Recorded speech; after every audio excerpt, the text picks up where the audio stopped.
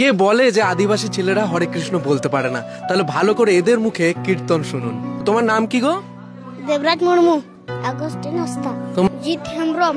তুমি হরে কৃষ্ণ বলতে পারো? হরে কৃষ্ণ বলো, বলো হরে কৃষ্ণ। হরে কৃষ্ণ, হরে কৃষ্ণ, হরে কৃষ্ণ। এই আদিবাসী ছোট ছোট বাচ্চাদের দেখুন কিভাবে ভক্তি সহকারে ভগবান শ্রীকৃষ্ণের নাম গান করছে। কে বলল আদিবাসীরা টাকা পয়সা চাল ডালের জন্য বিক্রি হয়ে গেছে, তাদের ধর্মকে তারা ত্যাগ করে দিয়েছে?